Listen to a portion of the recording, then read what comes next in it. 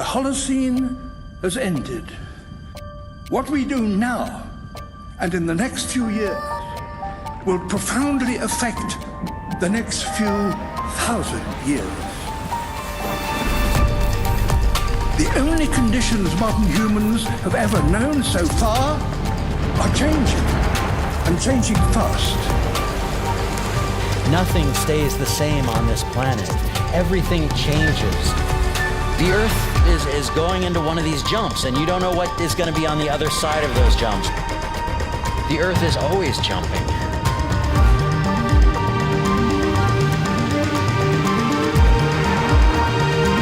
Things move on this planet. Things are not still. Everything is turning.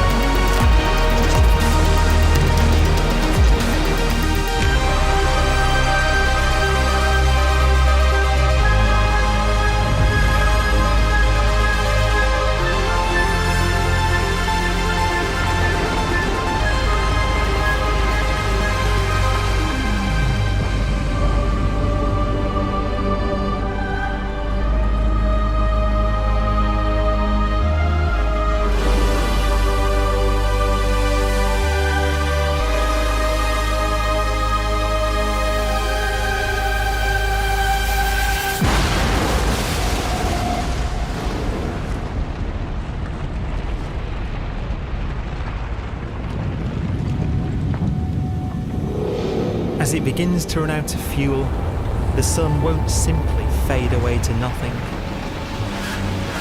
Its core will collapse, and the extra heat this generates will cause its outer layers to expand.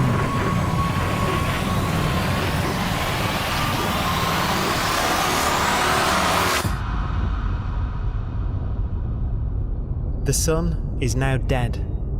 Its remains slowly cooling in the freezing temperatures of deep space.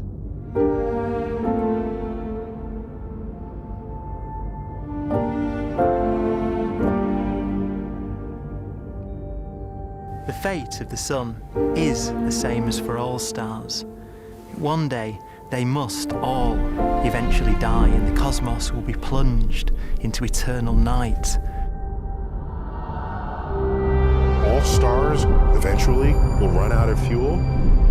The temperature of the universe drops. The stars, one by one, in the night sky, will turn off. And there'll be no more new stars created. And so that the universe will end not with a bang, but with a whimper. And not in fire, but in ice.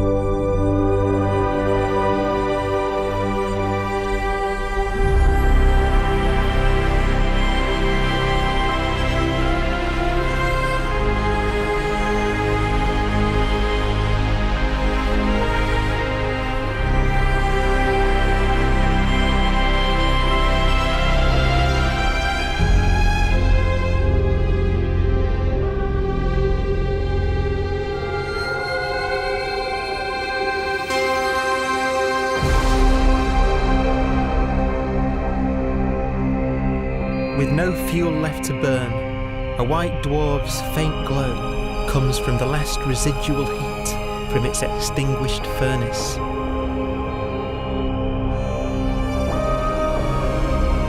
Looking at it from where the Earth is now, it would only generate the same amount of light as the full moon on a clear night.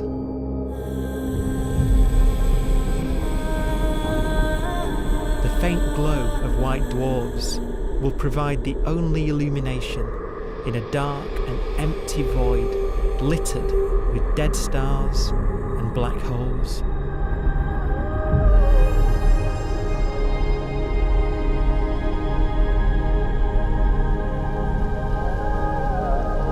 In some ways, it's kind of a ghost universe. It's the corpses, the zombie stars, that will take us into the future.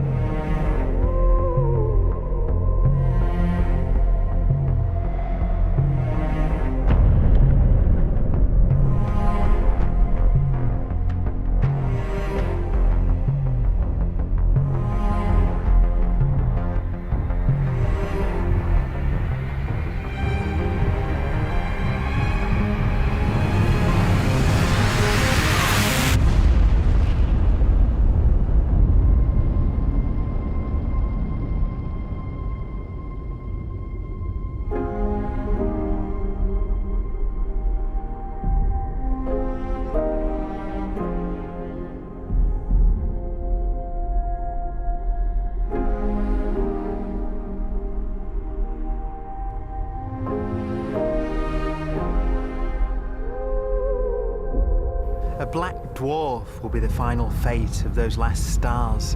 White dwarfs that have become so cold that they barely emit any more heat or light. Black dwarfs are dark, dense, decaying balls of degenerate matter, little more than the ashes of stars. Their constituent atoms are so severely crushed that black dwarfs are 1,000,000 times denser than our sun.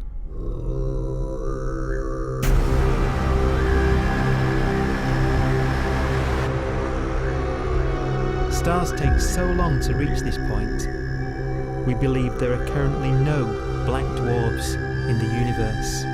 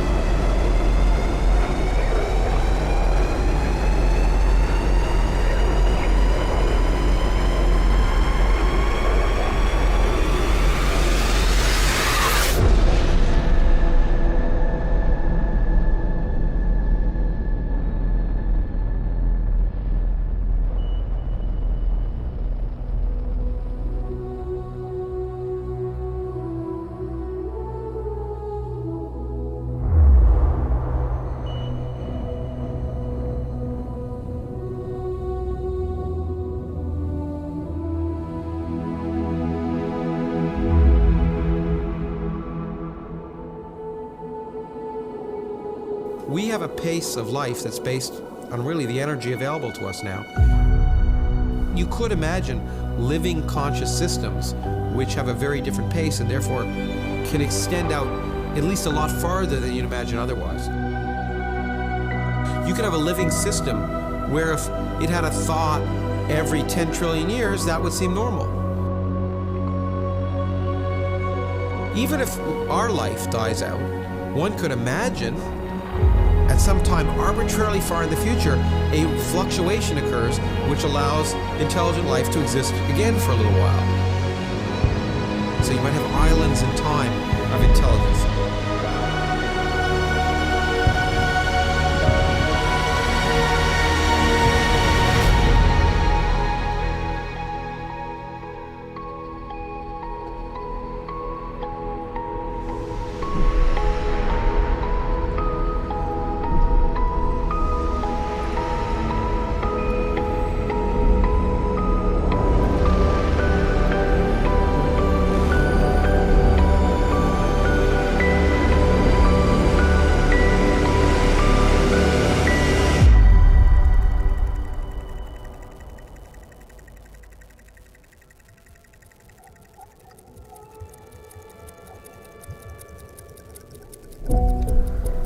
Proton, one of the fundamental building blocks of atomic matter, of what makes us up, can just spontaneously fall apart. Any material that evades the pull of a black hole eventually dies away as its protons disintegrate.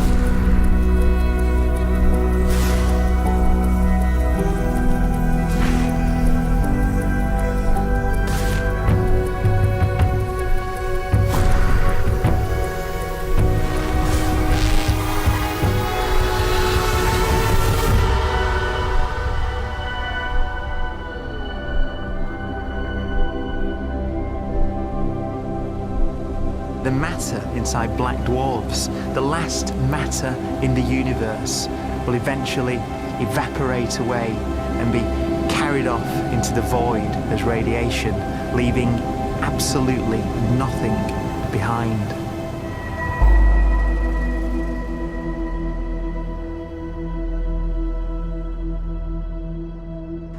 With the black dwarfs gone, there won't be a single atom of matter left. All that will remain of our once rich cosmos will be particles of light and black holes.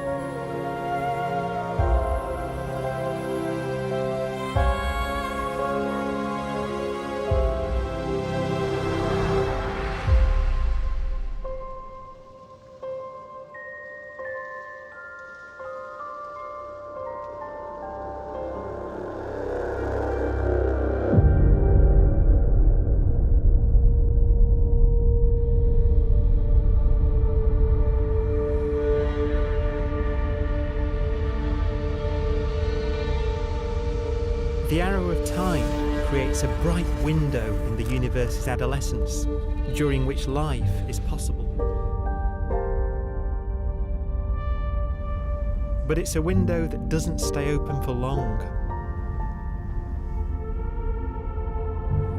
As a fraction of the lifespan of the universe, as measured from its beginning to the evaporation of the last black hole, life, as we know it, is only possible for 1,000th of a billion billionth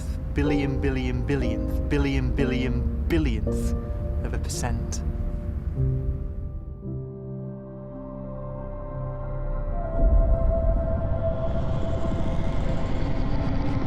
Black holes become the fundamental building block of the universe.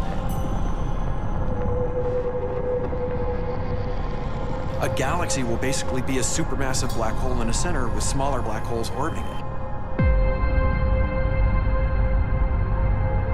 Zombie galaxies filled with black holes continue to evolve. They'll eat each other and they'll get bigger, and maybe they'll fall into the supermassive black hole and it'll get bigger. The universe will still be an exciting, dynamic place. It's just that the timescales you're talking about are now trillions of years instead of thousands or millions of years.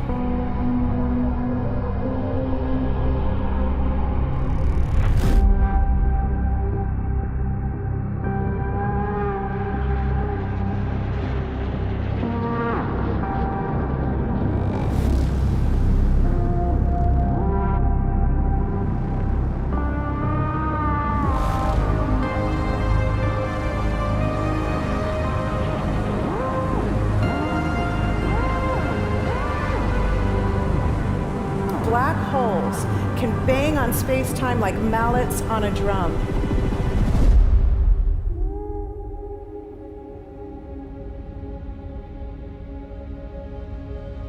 And they have a very characteristic song.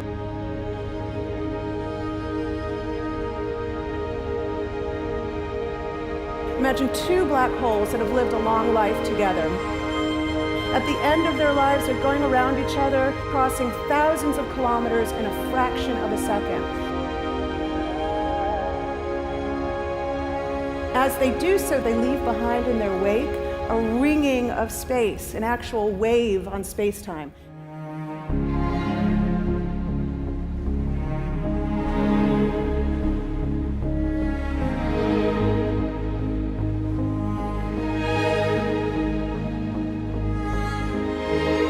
Space squeezes and stretches as it emanates out from these black holes banging on the universe. Those are the gravitational waves. They are literally the sounds of space ringing. And they will travel out from these black holes at the speed of light as they ring down and coalesce to one spinning, quiet black hole.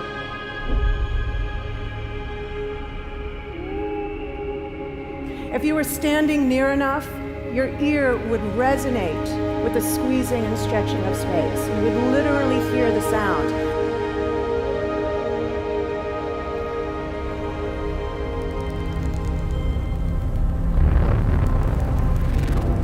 Imagine a lighter black hole falling into a very heavy black hole. The sound you're hearing is a light black hole banging on space each time it gets close.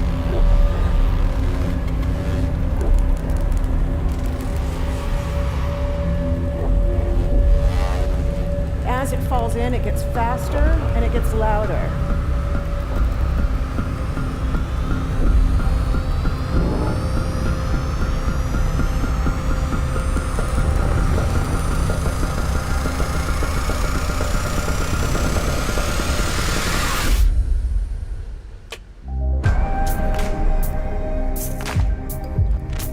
Scientists used to think black holes were immortal, but even these will one day die. Now we're talking about timescales of unimaginable length, quadrillions of years into the future. On that timescale, even the black holes begin to evaporate.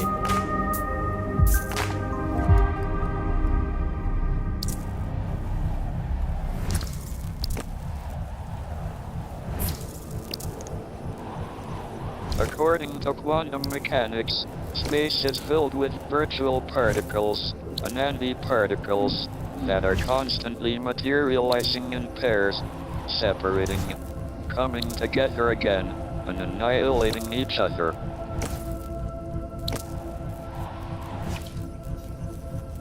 In the presence of a black hole, one member of a pair of virtual particles may fall into the hole, leaving the other member without a partner with which to annihilate. The forsaken particle appears to be radiation emitted by the black hole. And so, black holes are not eternal. They evaporate away at an increasing rate until they vanish in a gigantic explosion.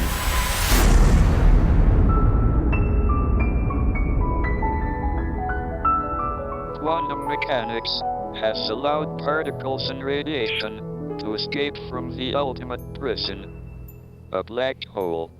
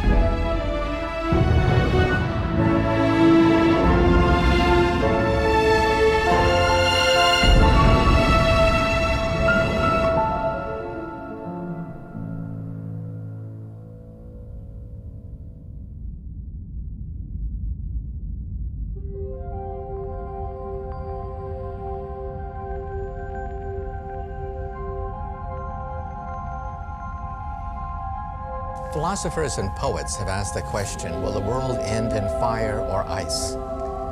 We can now give an answer. The latest evidence shows that the universe is not slowing down, but it's speeding up out of control. And the universe, we think, will die in ice. Trillions upon trillions of years from now. Empty space itself has energy. In every little cubic centimeter of space, whether or not there's stuff whether or not there's particles, matter, radiation, or whatever, there is still energy, even in the space itself. And this energy, according to Einstein, exerts a push on the universe. What is the weird stuff that's accelerating the universe? We call it dark energy.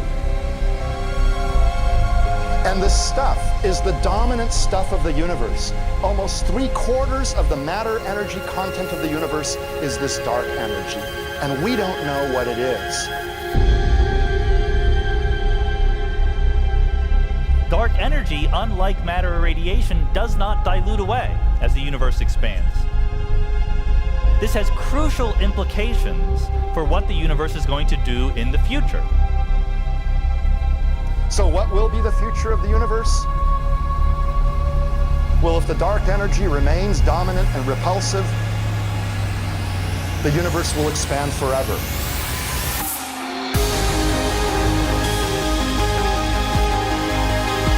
Faster and faster and faster with time. A runaway universe. 70% of the energy of the universe resides in empty space, and we don't understand why. But we do know what will happen. If that energy continues to be there, the universe will become cold and dark and empty. That's the future as it might be. We don't know, because we don't yet understand the nature of dark energy. Until we do, we won't know the future. We won't even understand our own origins, and that's why we want to know and study this subject.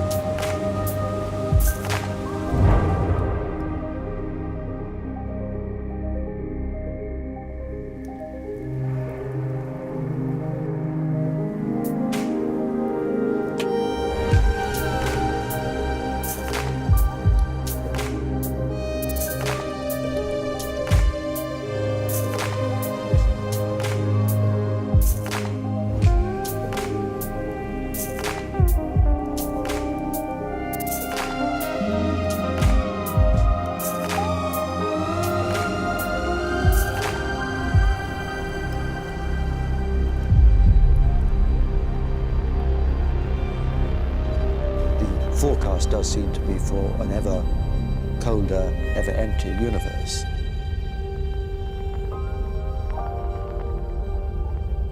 But then, of course, we have to ask, could that end lead to a new beginning? And there are ideas whereby what actually is the end of our universe could in some sense be linked to the beginning of a new one.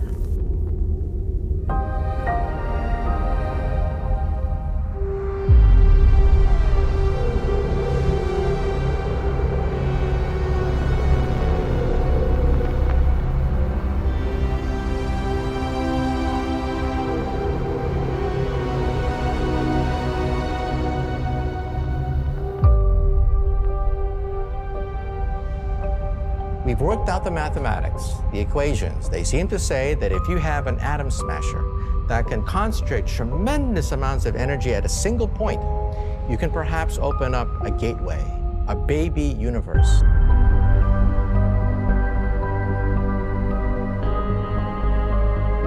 Facing the death of everything there is, this perhaps is their only possibility of escape. And this also raises a very intriguing possibility, sheer speculation of course, that perhaps any universe that has intelligent life in it will create baby universes, will create lifeboats, and proliferate child universes.